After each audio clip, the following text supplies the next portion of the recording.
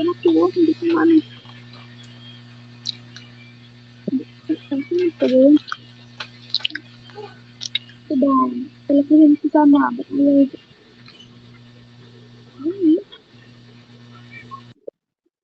Ang dito, baba ko.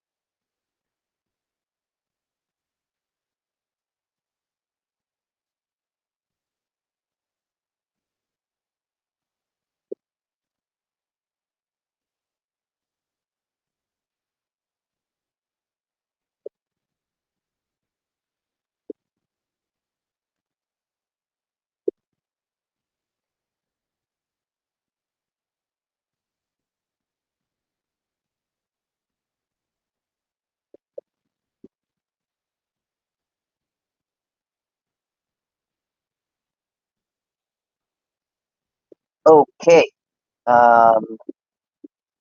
Good evening po again.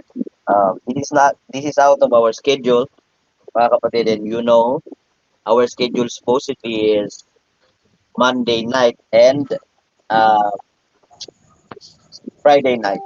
But this is an special meeting for us for the benefit of the brethren na gusto pong mapakinggan Solemn Assembly. Okay, so let us continue with our opening prayer. I ask Brother Samuel na mag-opening prayer para po sa atin ngayong gabi ito. And hindi na po tayo magkaroon ng special number. We will go straight to our tawag po dito, topic, which is the Solemn Assembly. Nagulat po ako kanina dahil ang tapos ni Brother Nesty is Assyrian Confederacy. So, I just thought Assyrian Confederacy yung but I already prepared yung pong Solemn Assembly na study. So, let us have our opening prayer through Brother Samuel. Brother Samuel? Sige, magampo ta mga kaigsunan. Ang mga mahan ng labing balaan, kami Ginoo nagakalipay ng usab nga nagaduol kanimo ug naghangyo kami nga sa among pagtuon karon ana sa ikaw sa among taliwala. Nangayo kami og kapasayloan sa mga makasalanan Ginoo ug naghangyo kami nga magapakig-uban ka ang balang presensya. Guti nga ang balang espiritu hatag og alam sa matag usa kanamo. Kauban ni Bertera, hinaut pa Ginoo nga ikaw hatag kaniya og alam sa among gitugyan kanimong tanan, gipasalamatan sa imong mga kaayo kanamo sa pangalan ni Ginoong Hesus ang bugtong manalungas. Amen. Amen. Please add Sister Jessica to our main chat room. PH, the DSDA Association. Okay? Please add her to our main chat group. Thank you so much. Brother Nesty. Para isa na lang po yung atin pong pagpoposal. It's okay. Amen. Thank you so much, Brother Nesty. Okay. So, kaya po natin inad si Sister Jessica doon is to make sure that we are coping up sa lahat po ng passages na atin pong bibitawan. Okay po? So, last Friday, kung meron pong naka-on ng microphone, please turn it off. Salamat po. Paki-check po yung microphone po natin. Okay. Now, so for our first point, mga kabatid, so again, our topic is the Solemn Assembly. We have here this, the PowerPoint, mga kabatid. You can download it. It's free for all, mga kapatid, to download para patungkol po sa Solemn Assembly. Okay? Now, hindi ko po dadaanan lahat ng passages na nandito po sa Solemn Assembly na study to take time. This is a more than 100 slides, mga kapatid. Okay? This is more than 100 slides, and I just want to make sure na maintindihan po natin ang dalawang trumpet na nandito po sa Joel chapter 2. Okay? So there are two trumpets in Joel chapter 2. Okay? Again, two trumpets in Joel chapter 2. So nadaanan po natin ito last Friday, but I'm just making sure na naintindihan po natin that the first trumpet,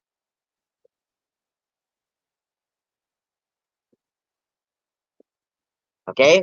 So remember mga kapatid, note na ang first trumpet at saka yung second trumpet ay nasa dalawang magkaibang verse. Okay? So, Brother Nesty, please write this statement na akin pong babasahin. Sorry, na akin pong sasabihin. Note, there are two trumpets in Joel chapter 2. One in verse 1 to 3 and one in verse 15 to 17. Thank you so much, Brother Nesty. I hope you get it.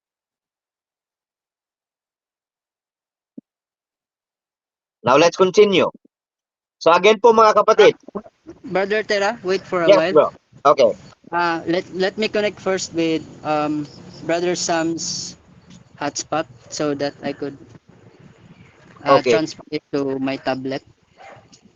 Kasi Okay, dito sure, kami sure. sa labas, lakad-lakad din ba? Wait lang po Okay, okay. Sure, sure, Ah, sure. I will join again sa account po na Okay, sa okay, account ko. okay. Sige. So let Thank you. me try to pause it. Note.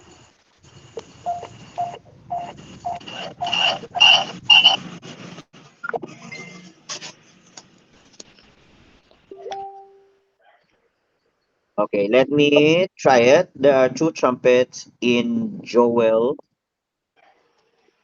2. Okay, one in verses 1 to 3, two in verses 15 to 17. Okay. So, tandaan po natin ito mga kapatid dahil magkaibang trumpet po ito. Meaning, it's either the same persons ang magbo-blow niyan or different persons. Okay? So, isa lang ba ang magbibigay niyan o dalawa or magkakaiba or sino-sino? Okay? Now, let us continue. Alamin muna natin yung first trumpet. Okay? Let us go with the first trumpet. Ano yung first trumpet? Okay. Let me pause this one.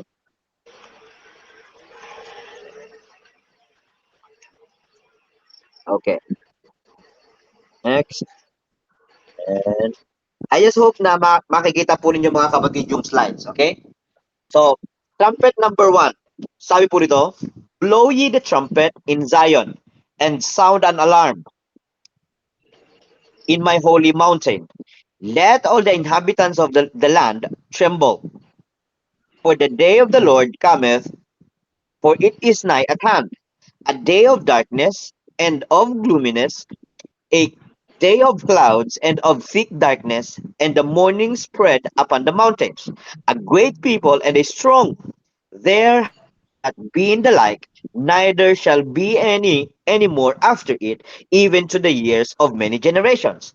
A fire devoureth before them, and behind them a flame burneth, and the land is as the Garden of Eden, before them and behind them a desolate wilderness, yea, and nothing shall escape them. Now, ano pong event ang tinutukoy dyan? O ano pong message ang tinutukoy dyan?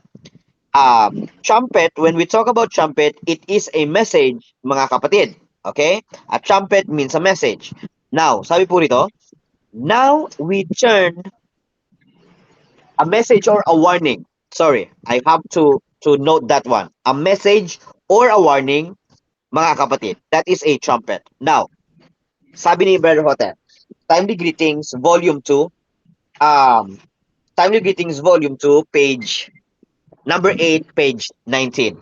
Now, we turn to the chapters of Joel's prophecy that meet their fulfillment in the latter days. Here you see that a message is to be proclaimed. Again, that a message is to be proclaimed. So this trumpet is a message. What message? And for which message? For whose message? Sorry. Para kanino yung message? Is to be proclaimed to the church. So the Zion here is the church, declaring that the great and dreadful day of the Lord is at hand. So ano po pala yung message? Ano po yung trumpet? Nung blow ng trumpet? The day of the Lord. Ano ang meaning ng day of the Lord? Ang sabi rito is the great and dreadful day, mga kapatid. So we all know that the great and dreadful day of the Lord is the judgment of the living. That it is to be devastating behind his people and glorious ahead of them. That the Lord is thoroughly to comb the field, that he is to gather every grain of wheat and then burn the tares. Mga kapatid, I want you to note that one carefully. If you have some clarifications, mga kapatid, please do so. Okay? Again, if you have some clarifications, do so. Now, it is clear, mga kapatid, it is clear that the message of Joel chapter 2, the trumpet of Joel chapter 2, verses 1 to 3, applies to the message of the great and dreadful day of the Lord. Again, it is applied to the great and dreadful day of the Lord, which is the judgment of the living. Now let's continue reading. Our next slide. So ano po pala yung great and dreadful day of the Lord? So we are very, very much familiar with that. Probably all the Williams, except for maliban siguro po doon po sa mga kapatiran natin sa kay Brother Lennox Sam, dahil para sa kanila ay yung Elijah ay hindi pa dumarating. Now, but for us, we believe na the Elijah the prophet has already come. Now, ito po ang sinabi, behold, I will send my messenger, and he shall prepare the way before me, even the messenger of the covenant. Now, behold, I will send my messenger, and he shall prepare the way before me, even the messenger of the covenant. The messenger is not the Lord himself, but note that he is the one who shall prepare the way of the Lord.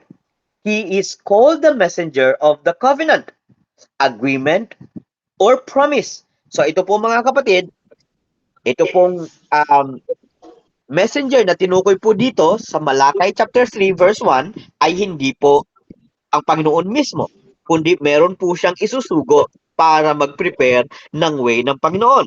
And we know that the following statement says, since the scripture is for the last days, this messenger of promise can be no other than the one whom the Lord has promised. So ito po yung pinangako ng Panginoon Mura na, napil bro. na darating. Who is that? Pwede maka-join? Hindi na pwede maka-join. Oh. Mhm. Why? Why? Are we over? Wait lang po Let me... I think 12 po tayo dito ngayon, bro I think pwede pa. Oh, there's another brother na gustong makinig ng Oh. Amen. Amen for that. Sure. How am I supposed to do it? Okay, let me just let me try to sign in kung makaka-sign in ako. Oh, not good. Not good. Brother Sam? Brother Sam, Yes, sorry, bro. not Brother Sam, Yeah. brother Keto. Nesty, Sige po. please call me in the Mag-quit other, ako. my other tawagan mo ako sa isa kong account, yung Terra. Okay. Yung Terra bakas mo lang. Okay. Sige. Okay, I'm not using my brother's account, bro. Okay. Sorry, my son's account. I'm not using it right now. Please Friend call tayo me in dun, the bro. other account. Yung Terra Okay. lang, Terra bakas mo lang, yung walang bro Terra. Sige po. Okay.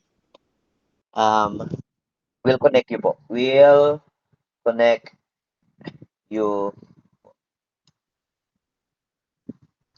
Okay. There you go. Okay. Okay. Please add Sister Brother Jacent and Sister Lorna. Add Brother Jacent and Sister Lorna.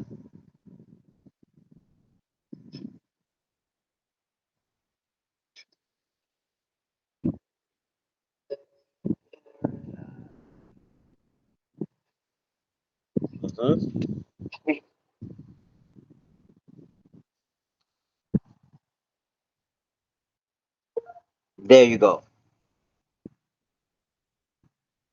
Are you there, Brother Jacent? Naka-join na ata si Sister Lorna dyan, bro. Sa kabila. Sister Lorna is not here yet. Bakit hindi ko siya ma-search? Oh, let me add her. Let me try. Sorry for the interruption, mga kapatid Lorna. Ayan na. Nandiyan na? Thank you so much, bro. Okay. Sige. Okay. There you go. Wala pa si Ate Lorna still. Hindi pa rin siya nakaka-connect dyan sa ating... There you go. Yes. Hello, Ate Lorna. Hear me now po? Sister Lorna? Yes, Brother Tera. Okay, thank you so much. Okay, now let's continue. So again, our topic is Solemn Assembly, and nakita po natin na meron pong dalawang trumpet doon po sa Joel chapter 2. Remember that Joel chapter 2 verse 1 to 3 is the first trumpet, and Joel chapter 2 verse 15 to 17 is the second trumpet. We are now dealing with the first trumpet. Here we are being told that yung pong first trumpet represents the message of the great and dreadful day of the Lord. So with what message is that? Sabi po rito, since the scripture is for the last days, wait lang po mga kapatid kunin ko lang po yung aking salamin. Ayoko pong magkaroon ulit ng vertigo. Wait lang.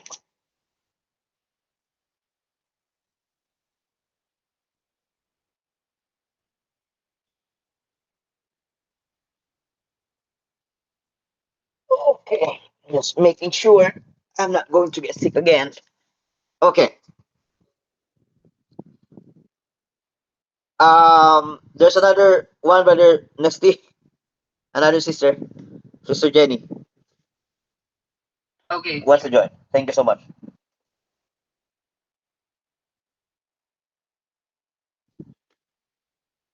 Okay.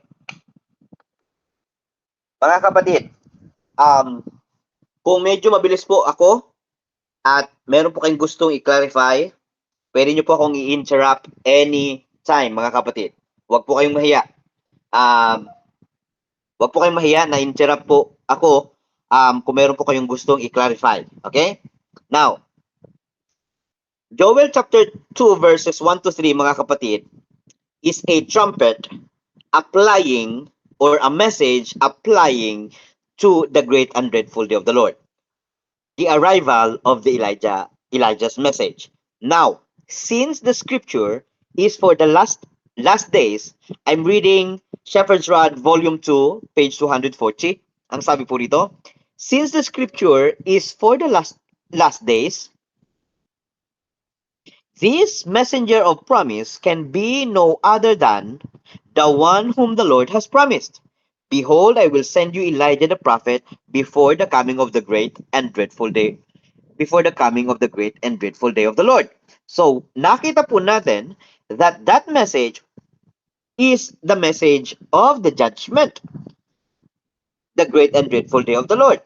Now, let us turn our books or ang atin pong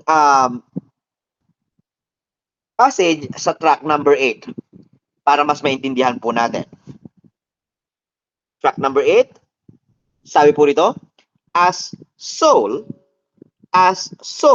furthermore defied God by refusing to abdicate the throne. So naalala po natin yung story ni Saul at saka yung story ni David. Si Saul ay niyuyurakan ito pong trono at ayaw niyang umalis. And by seeking the life of his anointed King David, so kung lalala po natin, inanoint na si David, buhay pa si Saul, inanoint na si David, at gusto niyang patayin. So now, at the sounding of the trumpet today, tandaan po natin mga kapatid, the moment the message came, that is when the trumpet, this first trumpet, is sounding. So, the moment na si Bar-Hotef ay dumating, mga kapatid, ng 1930, during that time, the message for the church, the judgment of the living, the great and dreadful day message, mga kapatid, has been sounding. That is clear. Ano po ang ibig sabihin ng sounding? Okay. At the sounding.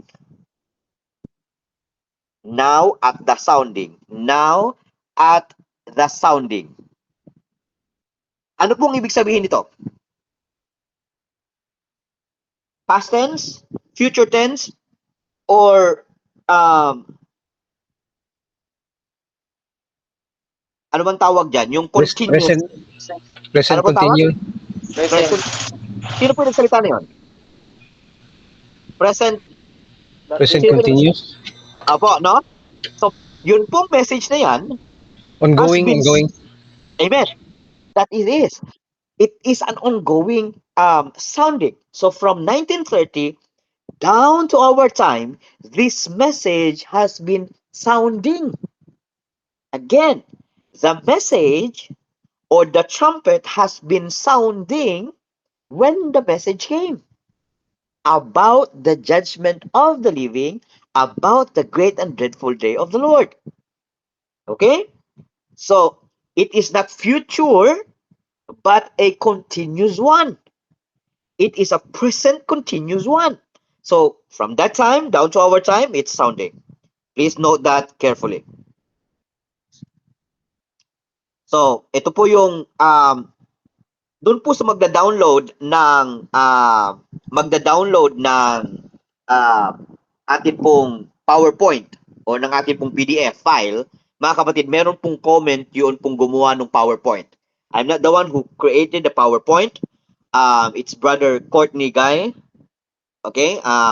One of the workers ng ating association from the headquarters, and I'm just using his PowerPoint. Now, meron po siyang comment. And by the way po mga kapatid, isa sa pinagbibintang or ibinibintang sa atin ng ibang association is that we have another Elijah, na para sa atin daw ay si MJ Bingham ay Elijah. Ang para sa atin daw si Trevor Bingham is si Elijah. Mga kapatid, that is not correct. You are being fooled. We were fooled. By the way po mga kapatid, not just you, even I. Kahit po ako, mga kapatid, sinabihan ako ng isang worker namin dati, sabi niya, alam mo, ang stand ninyo, ang stand ng Besia na yan, ay, kuan yan, meron silang ibang Elijah. So, sabi nila, alam na nila yung message ng Besian. Pero, when I heard from Besian, it is clear, sila mismo nagsasabi that we have only one Elijah. Who is that? That is Brother Hotef. That is, siya po yung ginamit ng Panginoon para dalhin ito pong first trumpet. So we see that the arrival of the shepherd's rod message was the sounding of the first trumpet in Joel chapter 2 by V.T. Hotef. This is what we stand for. Mga kapatid, ito po yung inistandan namin. Okay? And this should be the stand of every one of us. Mga kapatid, that this first message was given, or the judgment of the living, the great and dreadful day of the Lord message was given, was sounded in the time of Brother Hotef up to our very time. Okay? Now, let us continue. There you go. Track number 8. Let's read track number 8 for another point na dapat po nating tandaan. Okay. Track number 8 says, these unalterable truths of type and parable, the word of his testimony, brings us face to face with solemn reality that we are come to the time of the antitypical Passover and the cleansing of the temple, and to the harvest of the world, the great and dreadful day of the Lord. So nakita po natin yung duration ng great and dreadful day of the Lord. The message already came, but the duration is yet future. When will the antitypical Passover will be? That is when Ezekiel 9 strikes. Pagdating ng Ezekiel 9, then that is the starting point of the great and dreadful day of the Lord. Now, the Spirit of God bids us with awful solemnity, get ready, get ready, get ready. So we are now in the time of getting ready. Yet we have already received the warning, the trumpet, which is sounding, the message that is sounding, the great and dreadful day of the Lord. His wrath is to be poured out and mixed with mercy, and ye are not ready, rend the heart and not the garment. Mga kapatid, hindi na po natin panahon para punitin ang atin pong mga damit. Okay? Noon po, pagka sa sinaunang panahon, kapag sila po yung nagsisisi, ay kanilang pinupunit po yung kanilang mga damit. This time, hindi na po tatanggapin ng Panginoon ang pagpunit ng ating mga damit. Ang kailangan po nating punitin ay ang atin po mga puso. Mga kapatid, and I just hope and pray that we are actually getting ready. So nakita po natin mga kapatid that the great and dreadful day of the Lord is the judgment of the living. It is great for the righteous and dreadful for the wicked.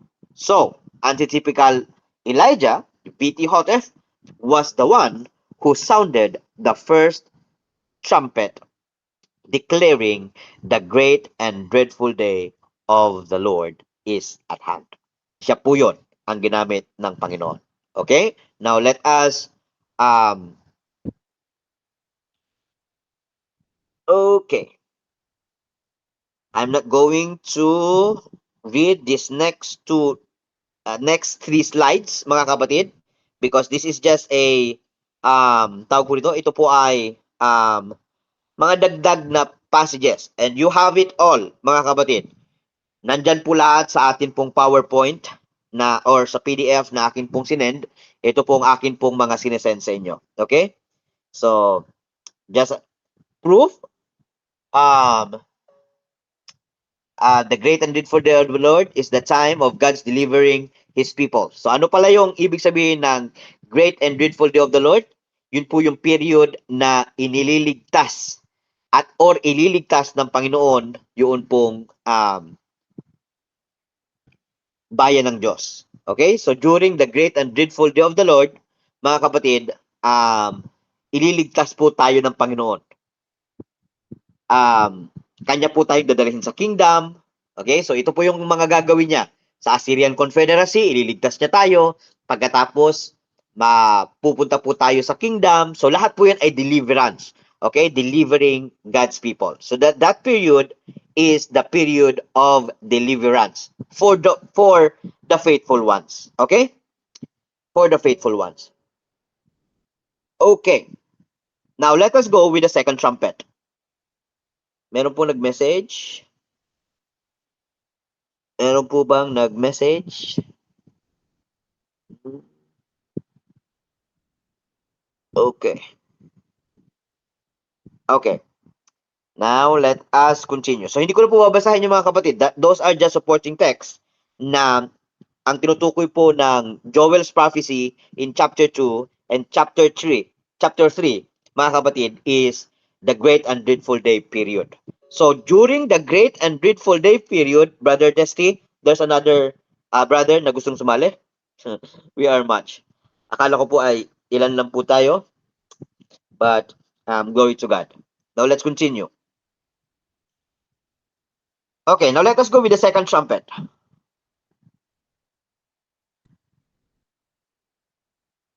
Okay. So, the first trumpet, mga kapatid, is about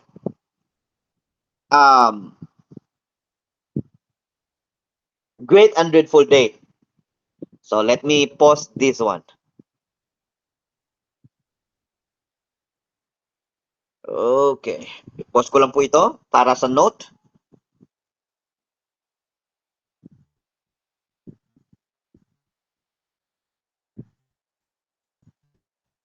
Okay, the great and dreadful day. First trumpet. First trumpet. Okay. So, yan po, no? So yung verse 1 to 3, mga kapatid, is the great and dreadful day of the Lord. That is the first trumpet. Now, the second trumpet though, mga kapatid, is different. Pero, mangyayari po siya, ito pong second trumpet, ay gagawin during deliverance. Ibig sabihin, pagpasok natin doon po sa great and dreadful day of the Lord, ay iboblow po itong trumpet na ito. Okay? Doon po ito iboblow. Pagpasok po natin sa great and dreadful day of the Lord. Now let's read. Joel chapter 2, verses 15 to 16. Let us read. Oops, sorry. Teka lang. Okay.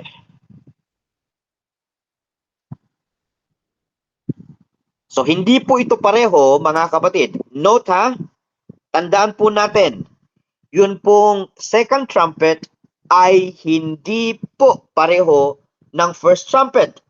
Here's the proof. Blow the trumpet in Zion. So, meron namang blowing the trumpet in Zion. Sanctify a fast. Call a solemn assembly. Gather the people. Sanctify the congregation. Assemble the elders.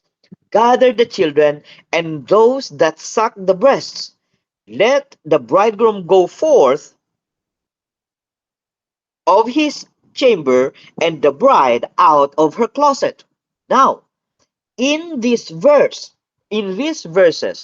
as in Joel 2:1, the command is given to blow the trumpet in Zion, that is in the church. Now, tinan po natin mga kapatid yung second trumpet. Ang sabi nito, this second trumpet, however. What does it mean by however, mga kapatid? Ano pong ibig sabihin ng however? Ano pong ibig sabihin ng however? Maliban. Maliban? I'm looking for another word for maliban. I'm waiting for Sister Jen. Kahit na. Kahit na. Kasi kung tatagalungan natin, itong ikalawang trompeta, kahit na, hindi po ganun eh. Wait lang. However, sapagkat, bagaman po ang pagkakalam ko nito. Gayon paman. There you go. That's the word. Gayon paman, mga kapatid. That's the word. Yan yung hinahanap kong word. Gayon paman. So, this second trumpet, sa kabila nito, or gayon paman, is not to announce the day of God. You see, there is another message, another trumpet to be sounded. But this is a warning message. What is that warning message, mga kapatid? Not the great and dreadful day of the Lord. Anong sabi?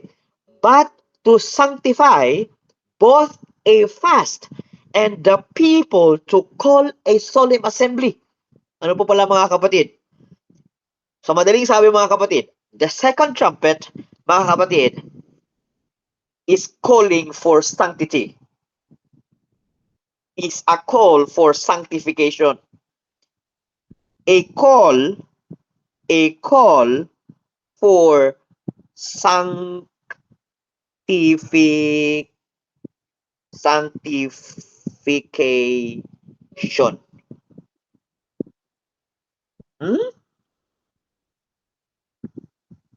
Mga kapatid, again, the second trumpet is a call for sanctification. Alam po ba ninyo mga kapatid?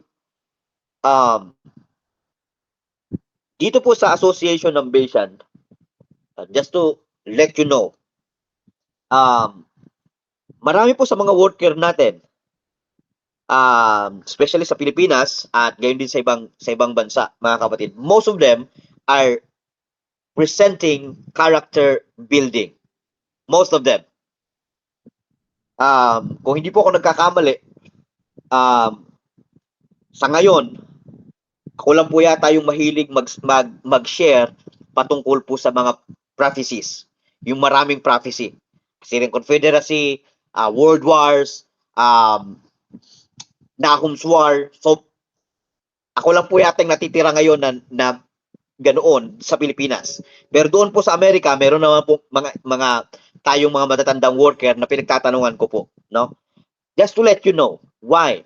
Because in this period, in our period, mga kapatid, what we need, because we already know the great and dreadful day of the Lord. But what we need is to be sanctified. Hindi na po para sa atin as rod believers, hindi po great and dreadful day of the Lord ang pinaka-importante, kundi ang pinaka-importante ay yung pong paghahanda doon po sa great and dreadful day. Kasi alam na natin eh. We already know, mga kapatid, the great and dreadful day of the Lord. Ano ang kailangan naman natin? What we need is to call a sanctification. To purify. To be purified, to remain pure. Mga kapatid, please note that carefully. So we are in the second trumpet, mga kapatid, that we are now calling for sanctification. And that calling for sanctification, sang-ayon sa passage na ating binabasa, is to hold, but to sanctify, and then hold a fast, and then to call a solemn assembly. Mga kapatid, ito yung pagkasunod-sunod. We are now calling for sanctification, and then we are to fast. mga kapatid, remember to fast is not just yung nagpa-fasting tayo, but we here in Bayesian, mga kapatid, and ay ginagawa po natin as much as we could is we should have a fast every end of the month. So meron pong ganon. Or sa period po na kayo po ay magkakaroon ng gathering, you are to fast. Okay? So yun po yung atin pong nakasanayan, nakaugalian. Now, but most of the time it's end of the month. If I'm not mistaken, Sister Lorna, group leaders who are here. Ano po, tama po ba? Okay. Yes po. Amen. So, at least, yes po. I would like to raise this question. Kasi for the benefit of our sister here, Sister Jessica. Okay. So, I've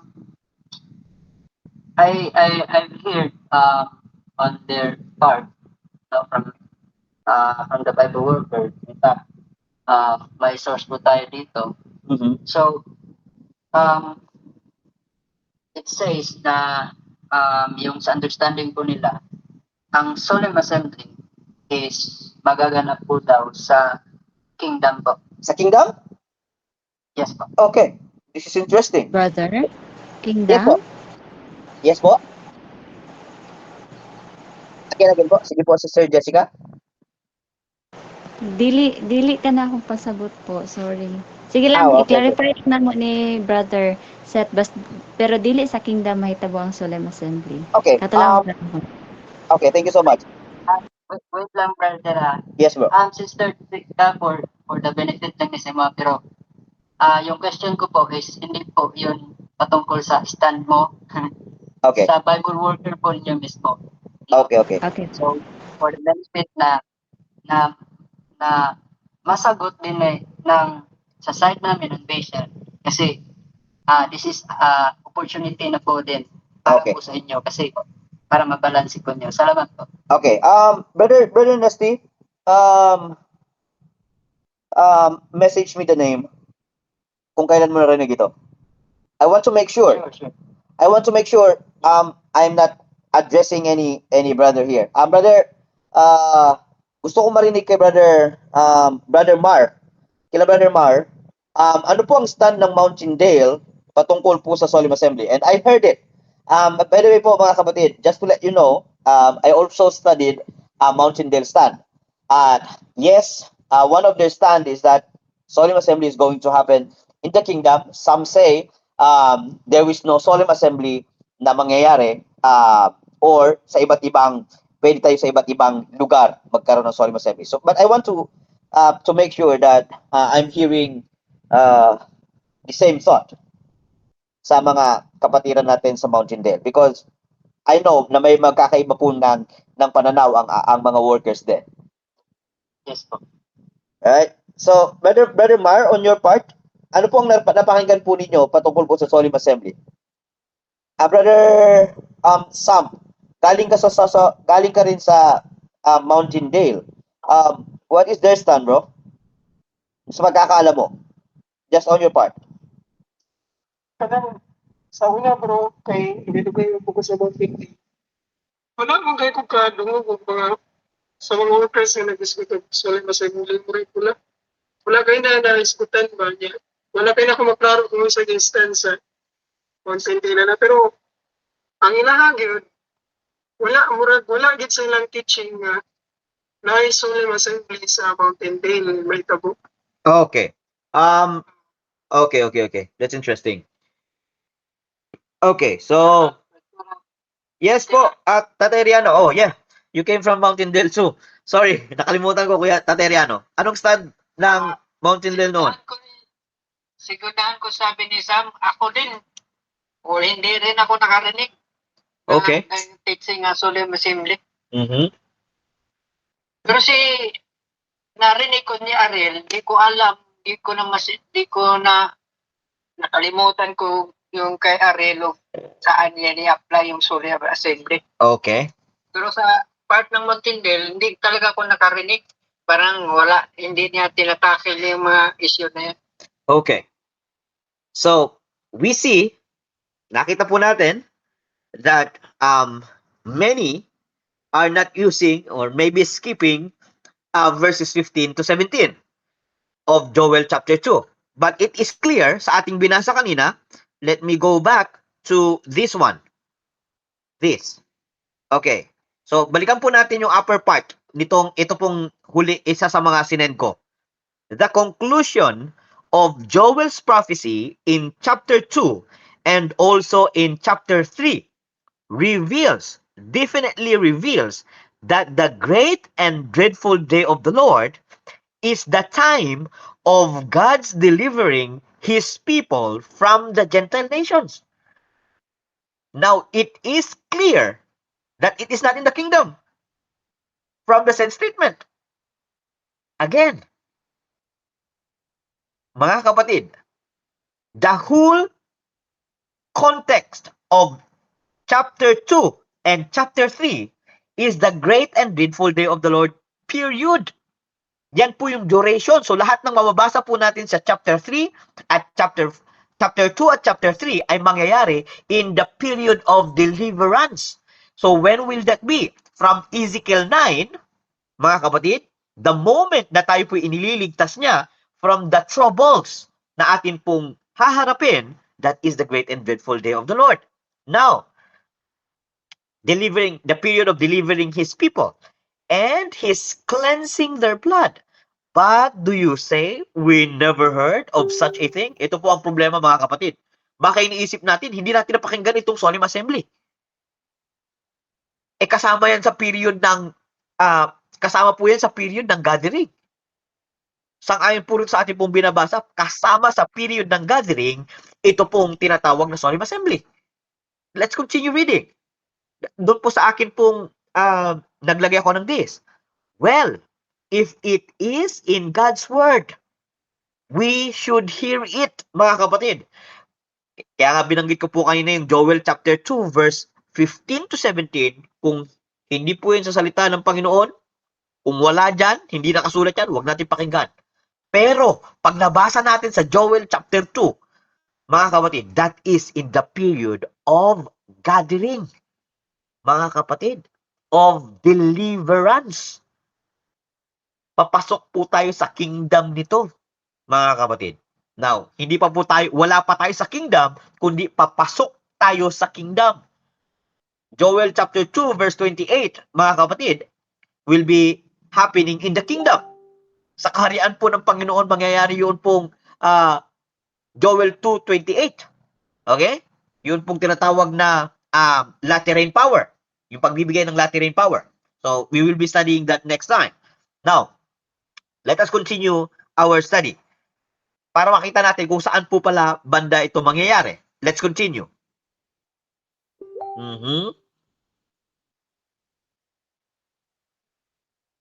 Okay.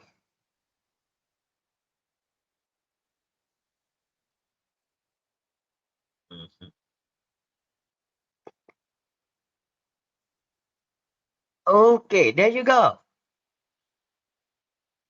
Now, let's continue. Sa anong period mangyayari itong solemn assembly? Let's continue. Reading.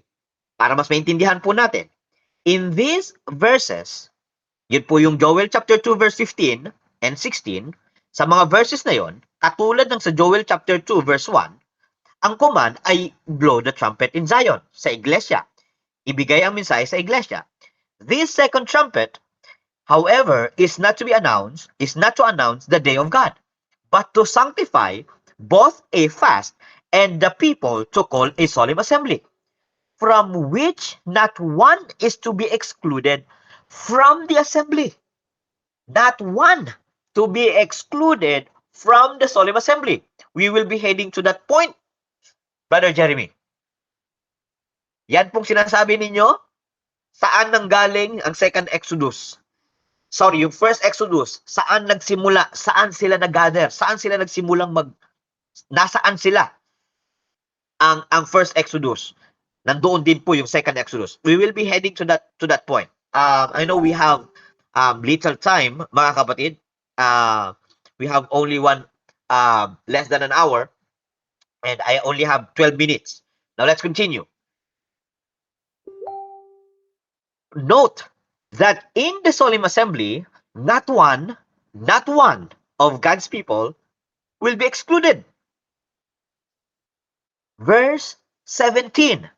Let the priests, the ministers of the Lord, weep between porch and the altar, and let them say, spare thy people.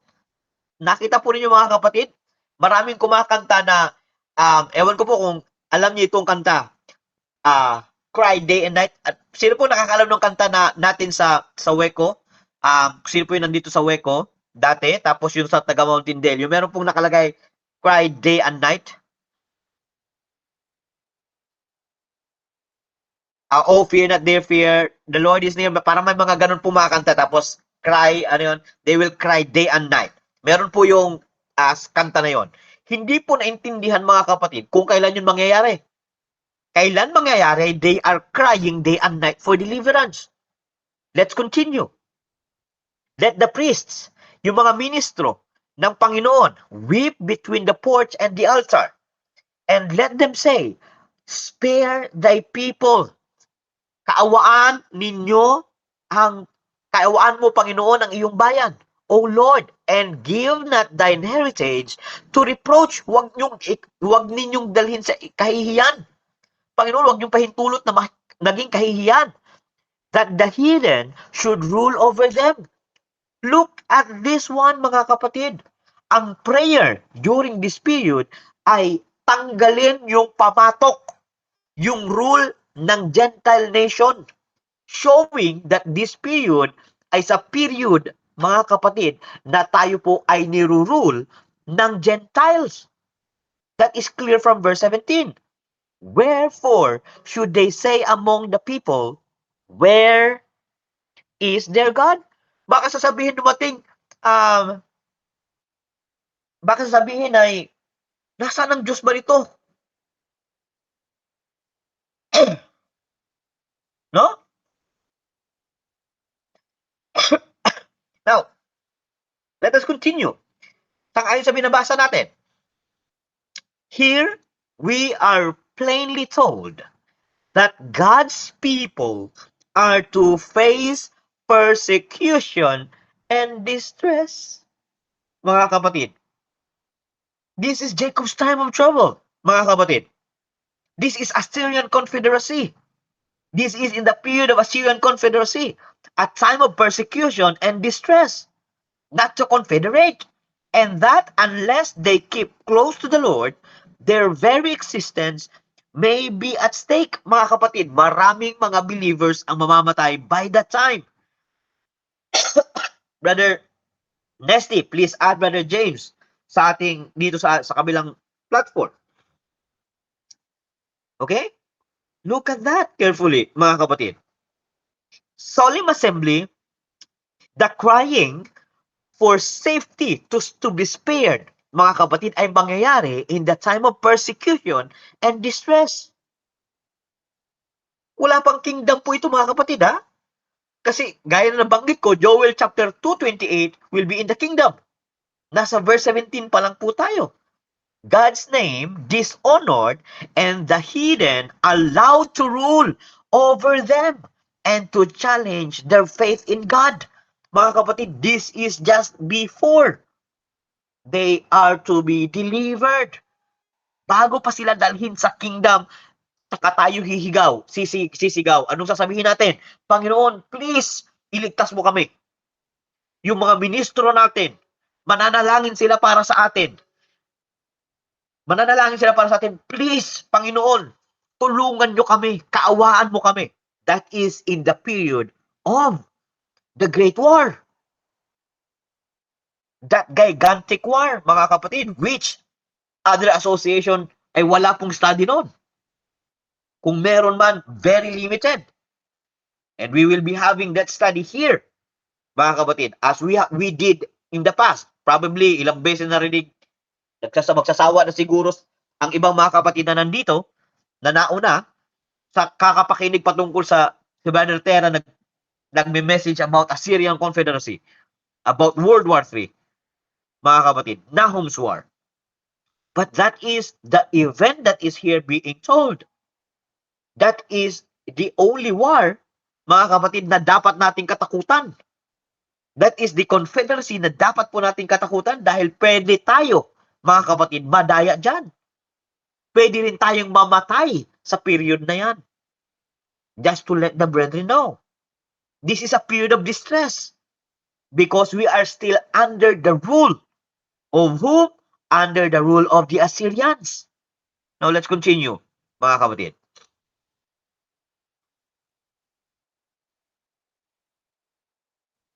There you go. Now,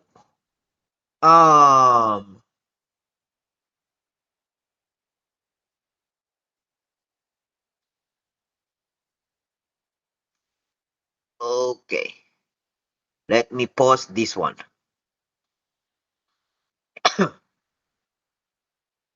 Okay. Since Brother Hotep is dead, mga kapatid, in year 1955, at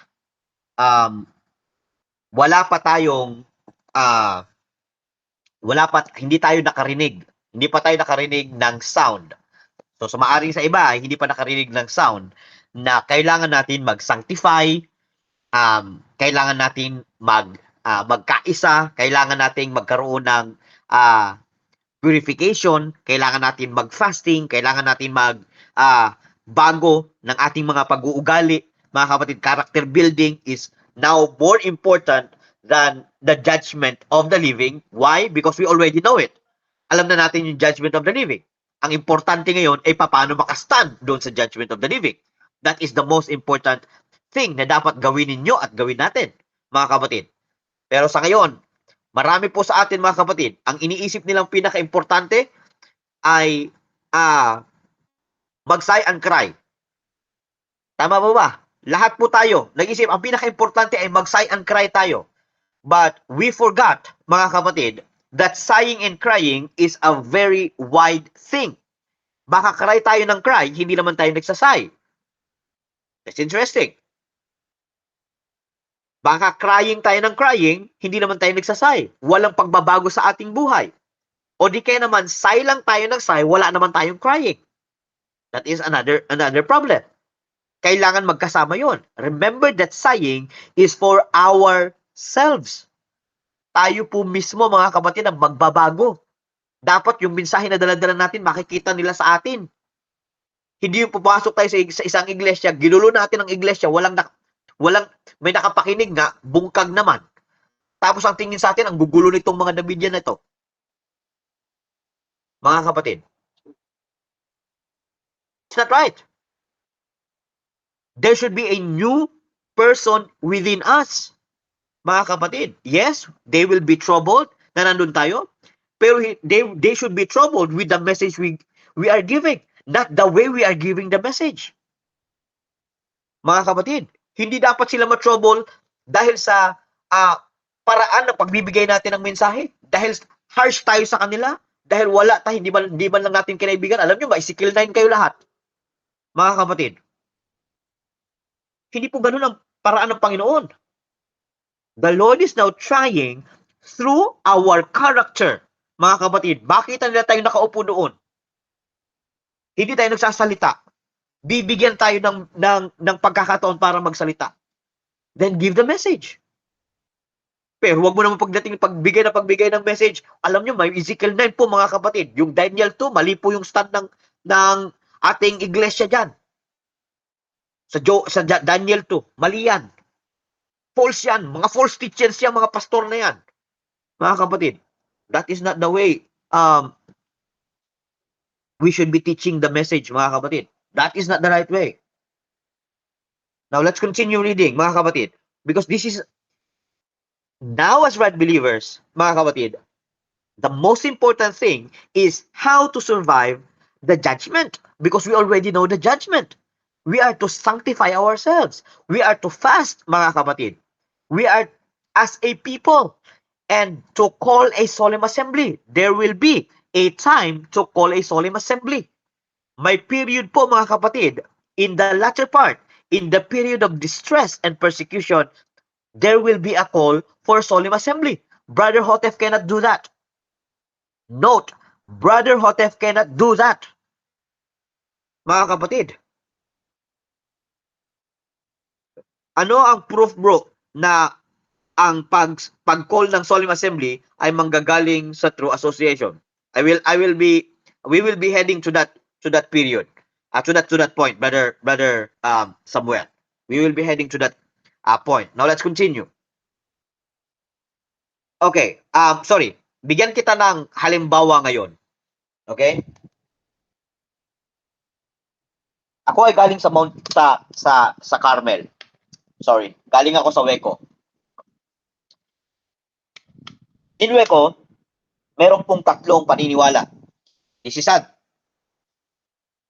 Isang paniniwala, ang solemn assembly ay mangyayari sa iba't ibang lugar. So, mayroon sa Pilipinas, meron sa Amerika, meron sa Ghana, meron sa Africa, sa kung saan-saan. So, yan yung assembly para sa kanila. That is their solemn assembly. One of their stand. When I was there, mga kapatid, my stand was there should be one place. Bakit po?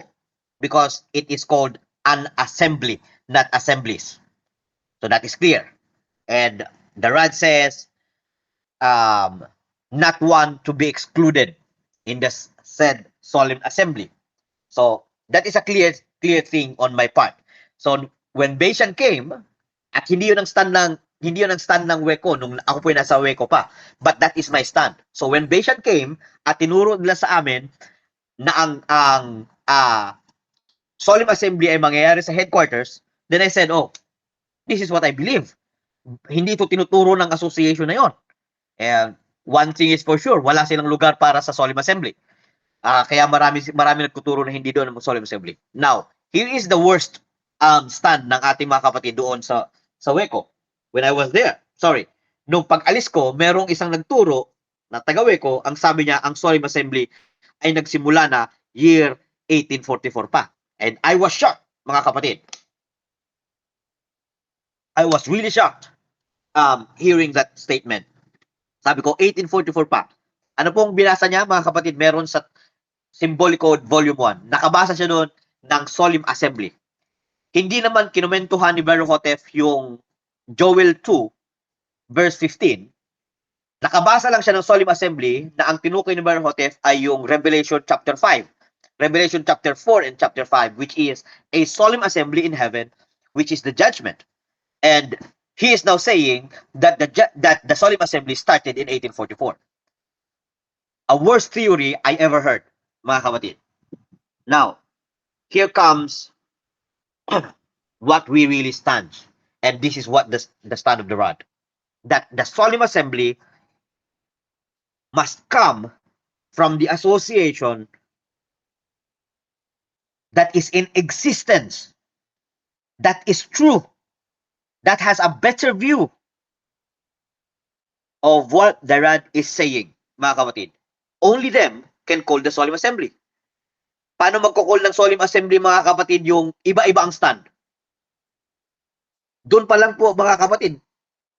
Lalo na yung hindi mo inaaral na mayroong solemn assembly. Paano magkakaroon ng solemn assembly? Paano sila tatawag ng solemn assembly? Hindi nga sila niniwala sa solemn assembly. And their brethren doesn't even know when will the solemn assembly will happen. Here in Beishan, mga kapatid, alam po natin kung anong period, saang period mangyayari ang solemn assembly. And we have already studied that it is in the time of distress, in the time of persecution, in the time of deliverance for God's people. When is that? In World War III.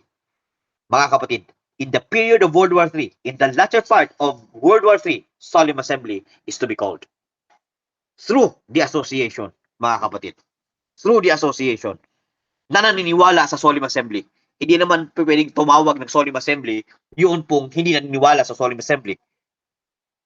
Ang tatawag lang po ng solemn assembly, number 1, yung kayang magpapunta ng mga kapatid sa solemn assembly. Number 2, yung nag-aaral ng solemn assembly. Number 3, yung alam nila kung saan mangyayari yung solemn assembly. Mga kapatid, many points na pwede po nating dalhin. Now, let's continue reading. Let's continue reading.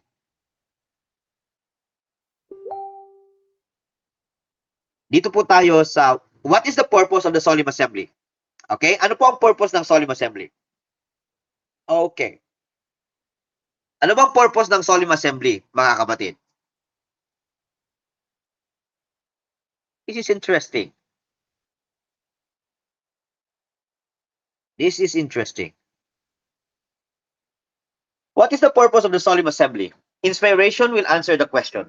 Sanctify a fast, call a solemn assembly, gather the people, sanctify the congregation, assemble the elders, gather the children, let the bridegroom go forth of his chamber, and the bride out of her closet. Let the priests, the ministers of the Lord, weep between the porch and the altar. Turn ye even to me with all your heart, and with fasting, and with weeping, and with mourning, and with weeping. Oh, it's 9:04. It's 9:04, mga kapatid. I wanted to stop here. Ayoko pong kunin yung inyong time. Nalalagpas po tayo dyan. Sana. Give me 6 minutes. 9:10, I will be stopping. Sabi po rito, to prepare a people to stand in the day of God. Oh, nakita na po natin kung ano po yung purpose, mga kapatid. What is the purpose?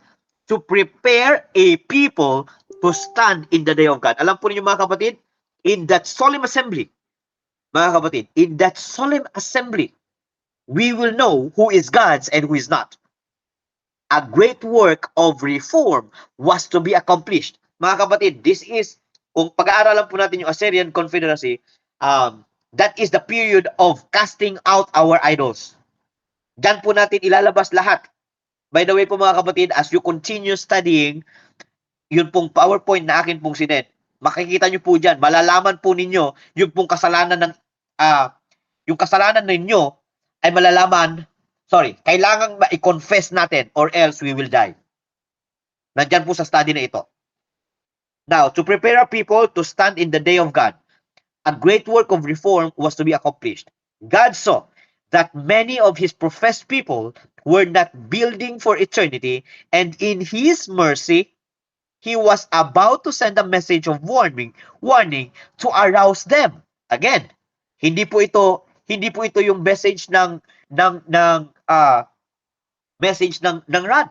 Hindi po ito yung message ng rod, mga kapatid. Kasi ang pinag-uusapan po natin is the second trumpet. Ano po yung sa second trumpet? Tingnan po ninyo. Warning to arouse them from their stupor and lead them to make ready. Mga kapatid, this is in preparation. Kasi po, darating po yung Ezekiel 9. So, just before Ezekiel 9, solemn assembly is going to happen. Kasi ito po yung magpe-prepare sa atin. So, if we do not know solemn assembly, mga kapatid, we will not be prepared. Hindi po tayo mapiprepare, mga kapatid, for the said Ezekiel 9. By the way po, mga kapatid, we will know by that time that solemn assembly, that Ezekiel 9 is to happen. In the solemn assembly, doon po natin malalaman that Ezekiel 9 is to happen. Hindi po natin malalaman. Marami pong nag-aaral ngayon, mga kapatid, na ang Ezekiel 9 ay sa next year or this year, April, mga kapatid. But, Bayesian stand or the association stand is that we will know Ezekiel 9, mga kapatid, when the solemn assembly comes. That's interesting. Mga kapatid. Why? Because that is the period, the solemn assembly is the period to know who is God's and who is not. Sino po ang sa Diyos at sino yung hindi. Kasi dyan na po magtuturo yung mga kapatid natin, ito, nandito si Brother Terra at saka sila Brother Miguel, nag-aaral dito. Dyan na po yung period na yun, mga kapatid. Na nagsusumbungan na sila dahil sa confederacy na nangyayari during that time. So dyan na po malalaman kung kaya ba nating manindigan in the neck of death, mga kapatid. Because there is a death decree na gagawin just before matalo ang Amerika in World War III. bago doon mangyari yun, mga kapatid. There will be a death decree. And I hope and pray, mga kapatid, we will not be one of those. But we should be getting ready for it. Yes, bro. I will stop here. I will stop here. I know, mga kapatid, I know that your time is late, and I don't want to take much of it. And I just hope and pray na nakita na po natin, mga kapatid, some of the facts na kung saan mangyayari, saang bahagi, mga kapatid, mangyayari itong solemn assembly. And hindi pa pwedeng si Brother Hotef ang magdadala nun. That's one point. Bakit? Hindi si Brother Hotef? Because Brother Hotef is going to be resurrected after Ezekiel 9. So, this is a preparation message. Meaning, kailangan magkaroon, tatawag ng solemn assembly ang headquarters. Mga kapatid, sa panahon ni Brother Hotef, supposedly it was Mount Carmel to call the solemn assembly. Gaya ng napag-aralan natin last week, last Friday. It was supposedly the headquarters, Mount Carmel. Sabi niya, Mount Carmel, ay gusto ng Mount Carmel ay kailangan matupad yon. But hindi nangyari yon sa panahon ng Mount Carmel ni Brother Hotef. Brother Hotef died. And it must be fulfilled in the association na aabot hanggang Ezekiel 9. So, kailangan nating tingnan anong association ba ang sinabi ng Ran na aabot hanggang Ezekiel 9. Okay, now, I want to pause here. And if you have some clarifications, mga kapatid, let us have a closing prayer. And kung meron po kayong clarification, please do so. Doon po sa kailangan magpahinga, then the brethren may go. Okay? Now, let us have a closing prayer. And I would like to ask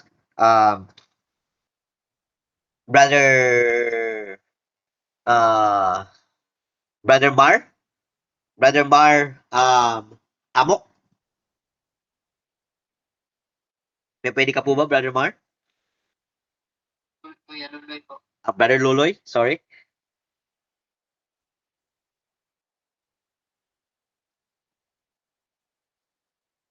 Or Brother Idon. Brother Idon, yes please. Kung nandiyan si Brother Idon, yes please. Yes, we are listening here. Amen, bro. Okay, please lead us in prayer, Brother Idon. Yes, brother. Lead us in Brother. prayer. Closing prayer. Okay. Yes po. Pagkatapos nun, pwede po tayong magkaroon ng discussion. Okay, sir. Okay. So let's pray. Our Father, who art in heaven, Lord, we are so thankful to you, Lord, for the messages, heaven sent messages that came from the lecturers from the lecture of Bayesian, especially to Brother Terra. May you bless the words of God, the words of hope that we have listened today from him, and may you protect those words, please implant into our hearts and minds, that we may live according to your will, and we will stand at that great test soon to be happened into our lives. Thank you, Father, and may you remember us in the day of solemn assembly, and to save us, those specially. Thank you, Father, and may we glorify your name every day in our lives. Thank you, and thank you for listening our prayers and requests. This is all I ask through thy Son, Jesus Christ. I pray. Amen. Amen. And amen. Amen. Okay. So, amen. If we have some clarifications, please do so, mga kapatid. If none, let us continue the said study. I don't know when, but I can't do it tomorrow night. I will be in the airport tomorrow night, mga kapatid. Let's do it. We can do it this week for sure. Yes po. Yes, brother. Brother Terap, ano lang, titingnan ko lang kung ano, baka mamaya mali yung tawag dito. Kasi yung understanding ko doon, narinig ko din naman ito. Baka Mhm. mali lang yung pagkaintindi ko. So, Yes, bro. tama. So, 'di ba tawag dito, bago matapos yung Assyrian Confederacy, yung war 3, Yes, po. 7 days, tama ba? Mhm. Mag-physical 9. Yes, bro. Okay. Kung mag-physical 9 after bago matapos yung war, yung solemn assembly magaganap, tama? Yes. Okay, kung magaganap yung bro, saan tayo nun? We will be in the headquarters, brother. Kung Okay, tayo ay ligtas, Yes, bro. kung tayo ay Pagkatapos ng bro, ligtas, nasa Okay. nasa headquarters tayo. okay. So, tama pala. Pagkatapos ng bro, di ba meron tinatawag na second Exodus? Aha. And Yung that's it. second Exodus, yung papunta tayo sa My Kingdom, tama ba? Yes po. Okay. Kung ibig sabihin, tawag dito, kasi parang pagdating doon sa kingdom, tawag dito, hindi pa ganun kakongkreto yung yung aral ng bawat isa or ano na yon. The 144,000 are intact and they are already all in one accord. Hindi po natin mauubos, hindi po magiging pare-pareho yun pong atin pong knowledge. Maaring yung knowledge ko ay wala kay Brother Devin, doon sa mga nakakilala kay Brother Devin, at maaring yung understanding ko ay wala kay Brother Sam. But we are heading to that same point. The point is, magkakaroon lang po tayo ng iisang pag-iisip at nagkakasundo tayo by that time. So the 144,000 are intact during that period in the solemn assembly. And pagpasok natin sa kingdom, that's the main reason why we enter the kingdom is because we are united as one. Yun po yung nangyari, brother Jeremy.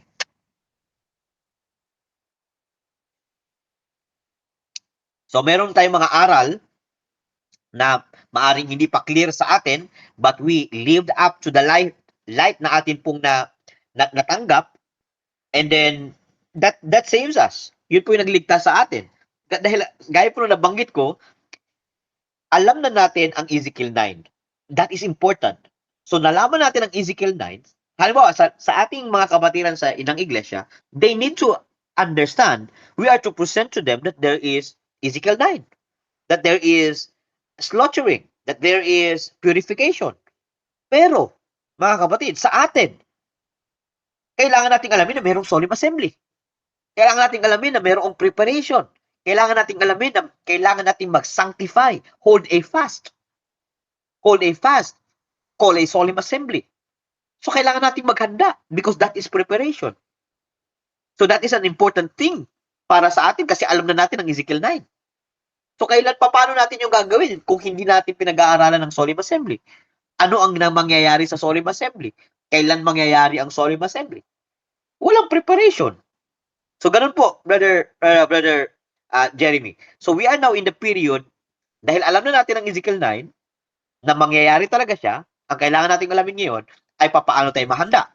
At sang-ayon dito sa ating pinag-uusapan ay sa period ng Assyrian Confederacy, sa period ng war, doon natin makikita, even ourselves, kahit yung sarili natin, doon natin makikilala sa Diyos ba tayo o hindi.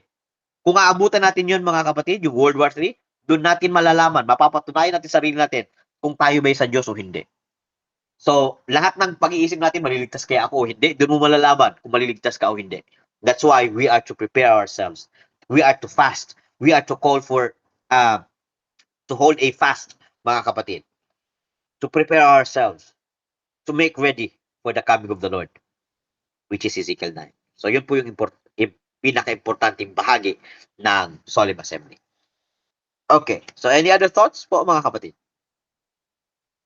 Oh, by the way, saglit lang Sister Jen, baka makalimutan ko ito. Brother Nesty at Brother, yun po mga kapatid natin, Brother Idon, I would like you to contact Sister Jessica.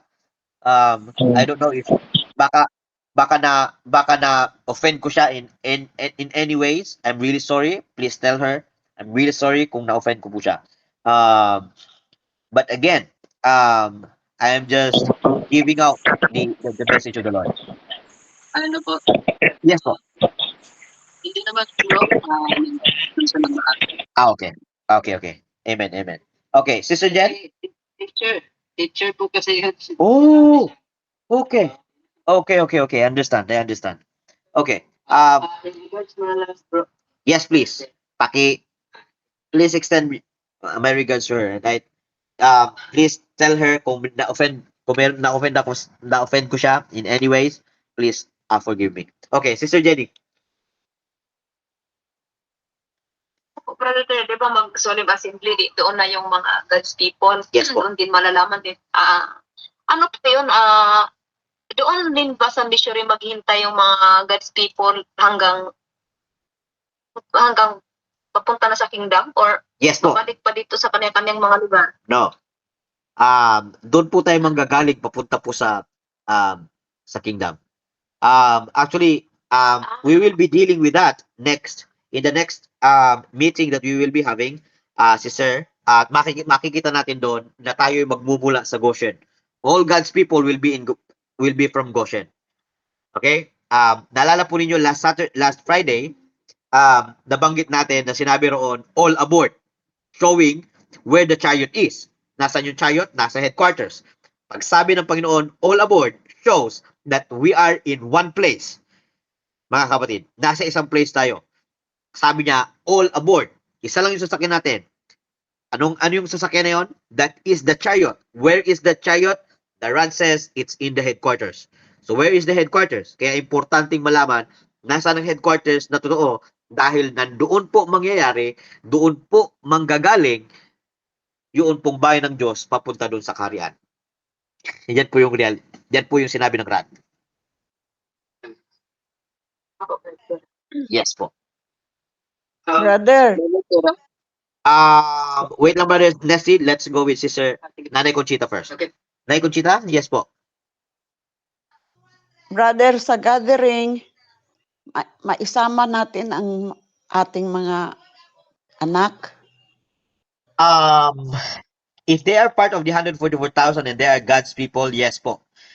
If they are not, wala po akong nabasa patungkol po doon. But for sure, if they will be saved, then they will be there po. Thank you. They will be there. Yes po. Okay. So any other brother Nesty, let's go back with you. Yes po. Kasi may nabasa po kasi doon. Yung Eden is yun yung 5 foolish virgins according po sa Rat. Aha. During nung, kasi di ba, bumili sila ng extra oil. Mhm. Kasi nagpusan na sila ng yung nakabili sila, Aha. saan na yun na, saan Period.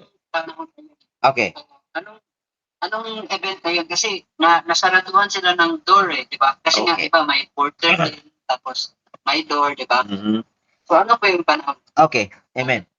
That is in the time, remember na merong in between ng tawag dito. Doon sa chart na yung ginawa, merong solemn assembly at saka yung message to Nineveh. Nakita mo yon? Yes, bro. Okay. Now, many during that period, bro, will realize and will learn about the message, but it's too late for them. So, dyan sa period na yan until Ezekiel 9 comes. Now, if you are asking with the world, that will be in the latter part. Yan yung period naman ng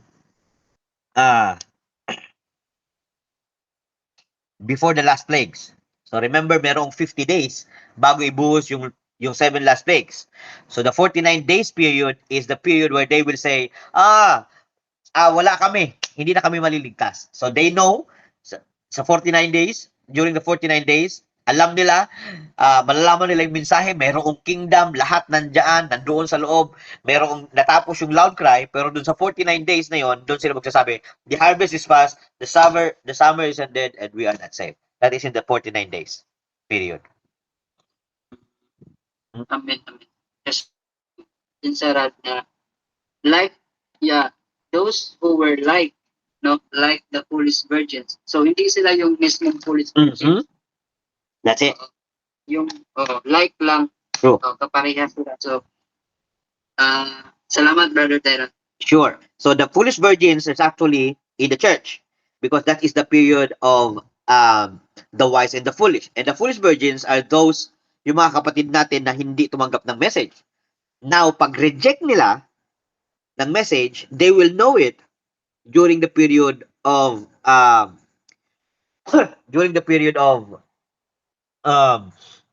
the Assyrian Confederacy.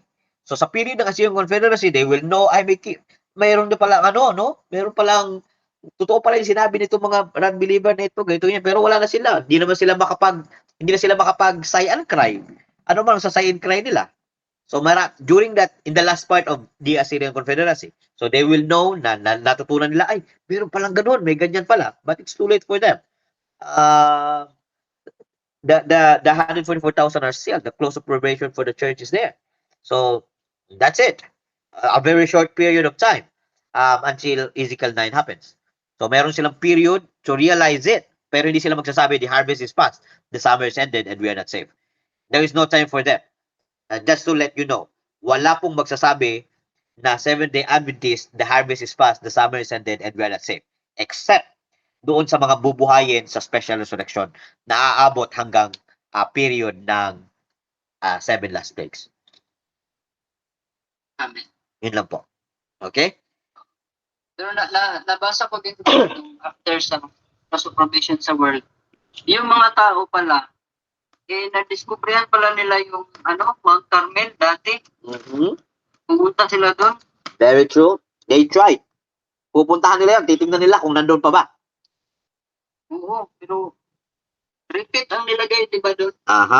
Repeat. Uulitin lang nila. They will just repeat and say, the harvest is past, the summer is ended, and we are not saved. That's true, bro. That's correct. So, thank you po, Brother Tera. You're welcome, bro. You're welcome. Okay.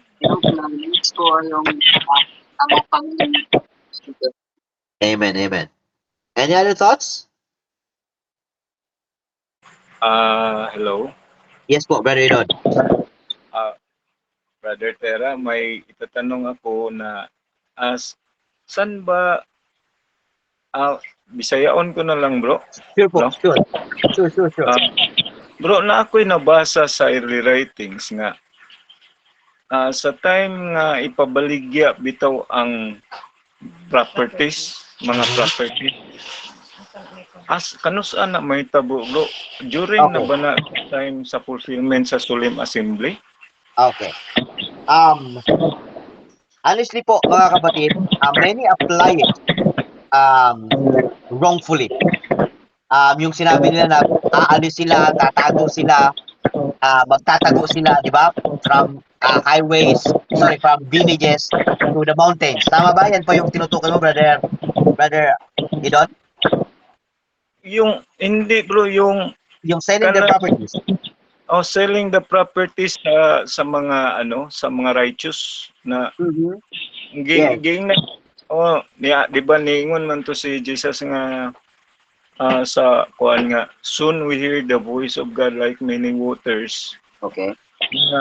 At that time ba pod kana nga statement, doon ba yun mangyayari sa ang fulfillment ba yan is doon ba sa Solemn Assembly nga time? Okay.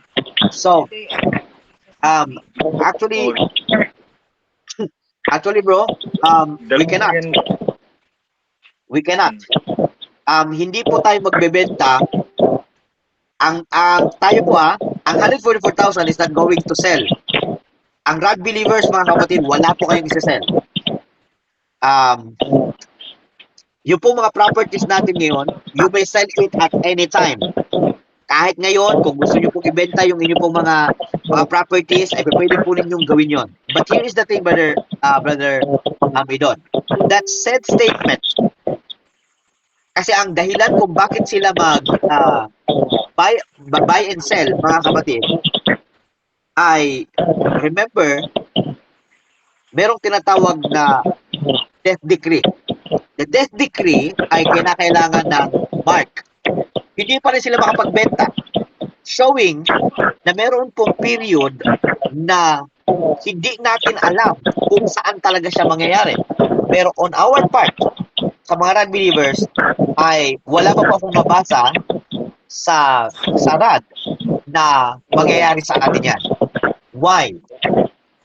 During the war, during World War III, everyone or every nation is at war. Walang gustong bumili ng lupa. Wala rin magbebenta. Kasi that is a period of war. So, isipin mo po, let's go back with World War II. Sorry. World War II. Pag binalikan mo yung World War II, anong naalala mo na meron ka bang nakita na nagbebenta ng lupa? Na binibenta nila ng lupa at pumupunta sila kung saan bansa. At magtatago. Wala pong nangyaring ganon. Sa World War II yan, ha?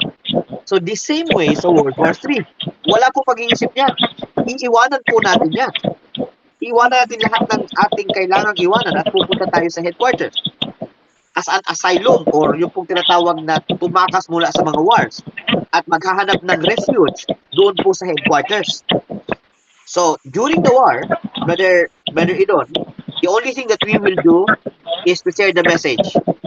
So, habang nagigera, tayo, yung tapat, yung totoo, tayo, sana, ay magbimensahe. But with regards to selling, I will confirm it kung mangyayari ba yan during the Solemn Assembly or sa atin bilang mga RAD believers.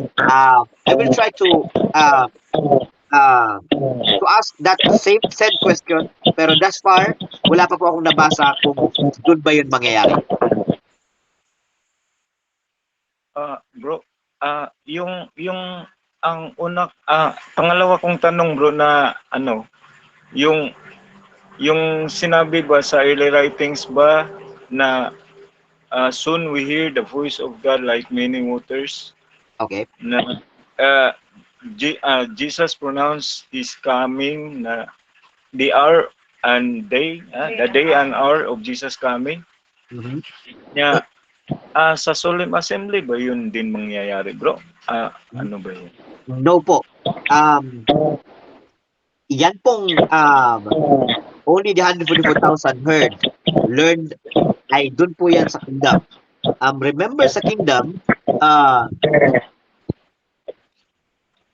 Remember sa kingdom, so, sorry, by the way, malalaman, yes po, ang Ezekiel 9 ay malalaman po natin, yung coming ng Panginoon sa Ezekiel 9 ay malalaman po natin. Exactly. Okay? Ipapaalam po sa atin ng Panginoon yun doon sa 144,000. So, tayo halimbawa ay 144,000, halimbawa si Brother Terra, malalaman natin kung kailan siya darating. Kailan mag-start ang Ezekiel 9. So, while we are in the Solemn Assembly, we will know the day and hour of the said slaughtering. Now, with the second coming of Christ, Brother Idon, the 144,000, not just the 144,000, but everyone. But the 144,000 has the clearest view.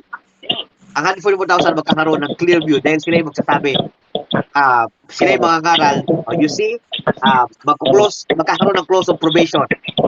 Pagkatapos ng close of probation, magbibilang tayo ng 50 days. Yan yung flood study. Doon yan sa kingdom mangyayari. So magkikwenta tayo. Sa kingdom, mag-share tayo ng message, sasabihin natin, magkakaroon ng magkakaroon ng close of probation. Magbibilang tayo ng 50 days, pagkatapos ibubuhos yung 7 last plagues. Tapos yung 7 last plagues ay magtatagal siya ng ganitong period. May ilalagay mo ron. Ito yung period ng plagues. Pagkatapos, sa ikapitong plagues, nandyan yung Armageddon. Pagkatapos, darating si Jesus Christ. Yan sa period na yan. Pang 450 days. So, makikita po natin doon. So, magkakaroon tayo ng clearer view dyan sa pagdating ni Jesus Christ. The day and hour, the 144,000 will know it. The 144,000 will know it, for sure. So, wala po revelation sa ngayon, bro, no? No. Wala pong Kaya nga po, ang ganda po ng run. Honestly, kaya po hindi ako madala kaya hindi po ako madala ng tawag po nito. Marami mga time setters dahil sa study ng flood. Sa flood study, napakaganda niyan. Dahil doon mo malalaman na hindi nilagay ng run kung kailan. So, pero malalaman natin siya the moment na dumating yung plagues. So, pag dumating yung plagues, yung close of probation, at saka yung plagues, at saka natin pwede mabilang kung kailan natin si Jesus Christ. That's how wonderful the run is. Amazing run. Amen, amen.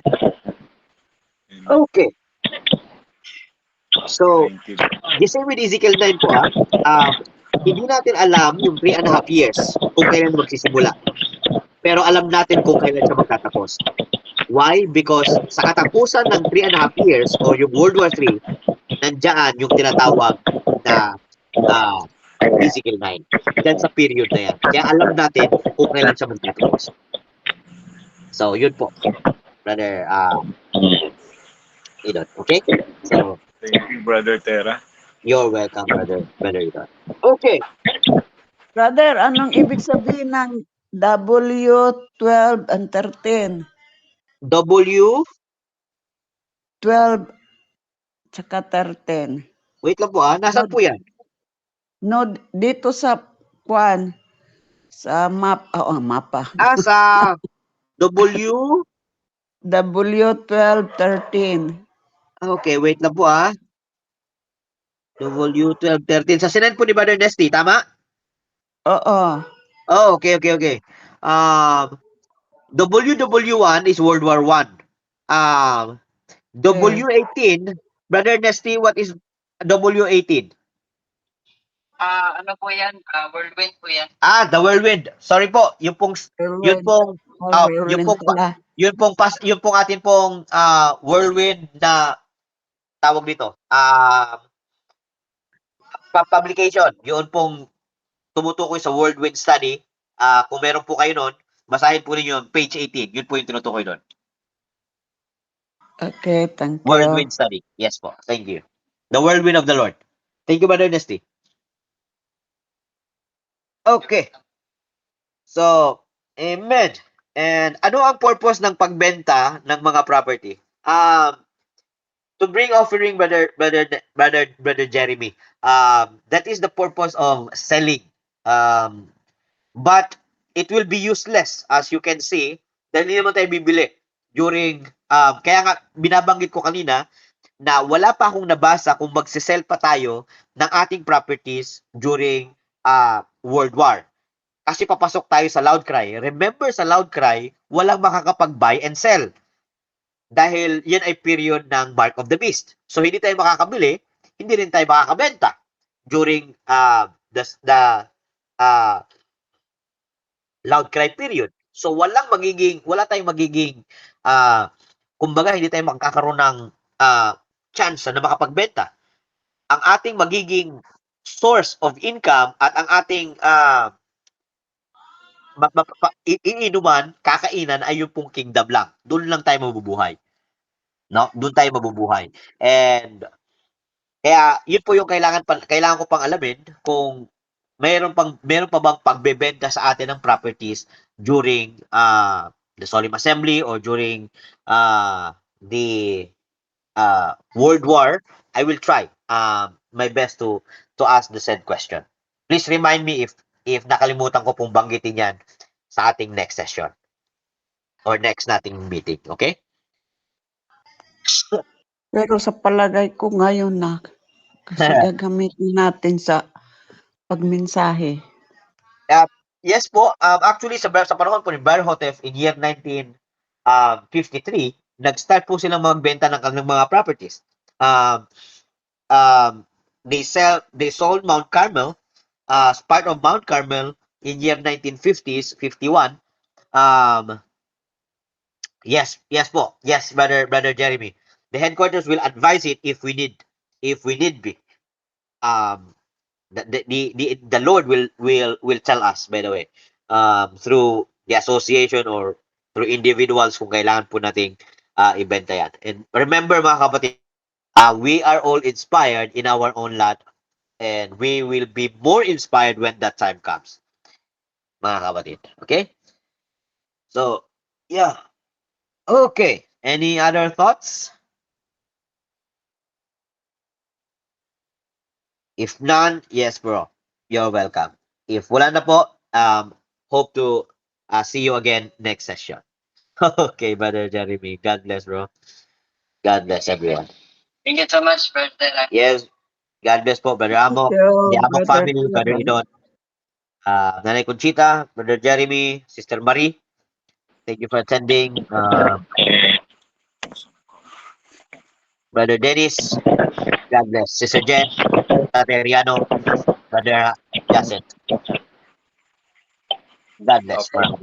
Thank you, Brother Good night. Tera. Good Yes, night. po. Good night. Good night. Good night. Good night, everyone.